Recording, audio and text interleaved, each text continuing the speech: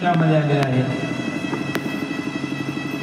धन्य इंद्रायणी पिंपळाचा पाद, धन्य ज्ञानेश्वर पुण्यभूमी, धन्य भागीरथी मनकिर्णिका ओघ, अनेक हेळ गंगा त्रिवेणीच्या, धन्य ऋषीश्वर धन्य पांडुरंग, मिळाले ते सांग अलंकापुरी, नामा म्हणे धन्य भाग्याचे हे संत, झाला पाय कांत ज्ञानोबाचा. जे आले पंडित आलेले आहेत ते सर्व भाग्यवान आहेत, धन्य आहेत. लक्षात ठेवा, ज्ञानेश्वर महाराजांच्या समाधी सोहळ्यासाठी त्या विश्वातील सर्व संत महंत आलेले आहेत. आणि मग नामदेवराय सांगतात देवाला, नामदेवा म्हणतात देवा, नामा म्हणे देवा हे स्थळ चांगले, चित्तमन रंगले ज्ञानोबाचे. त्यावेळेस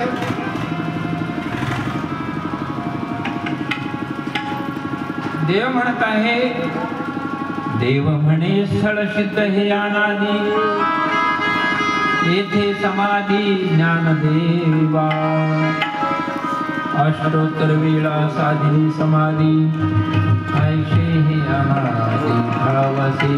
देव सांगतात हे संत हो भक्त हो, ज्ञानेश्वर महाराजांची एक नाही ऐका, 108 वेळी समाधी आहे. असं पहिल्यांदा 107 वेळा ज्ञानेश्वर महाराजांचा समाधी सोहळा झालेला आहे. आणि 108 वेळा जेव्हा समाधी सोहळा होतो त्यावेळेस तो संजीवन असतो. लक्षात ठेवा. गोपाल कृष्ण भगवान नामा म्हणे देवा सांगितले उत्तम, ज्ञान अंजन सुगम देखोडुळा.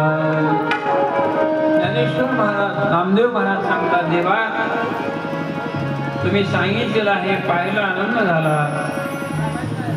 अलंकापुरीच्या ठिकाणी सर्व या ठिकाणी अगणित अशा प्रकारे सर्व समाज संत मंत प्राप्त झालेले आहेत.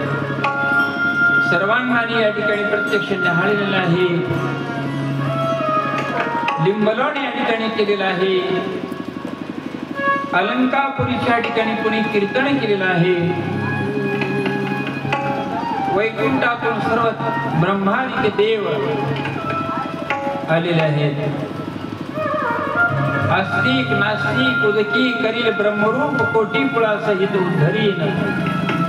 ज्ञानेश्वर देव सांगतात जे ते ज्ञान देव तेथे मी निशिदिनिया, येथे सुखे ज्ञानी डुलताती. भगवान सांगतात जे कोणी आळंदीची वारी करते, आस्तिक असो नास्तिक असो, सर्वांना या ठिकाणी कुळासहित मी उद्धार करेन. नामा म्हणे आता ओसंडले हरी,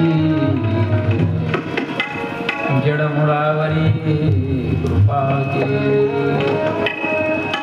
देवाला या अंतकणामध्ये दुःख झालेलं आहे. नामदेवला सांगता देवाच्या डोळ्यातून गळगळत पाणी आलेलं आहे, जडमुळावर कृपा केलेली आहे. आणि मग 3.5 पाऊले टाकली निश्चळ,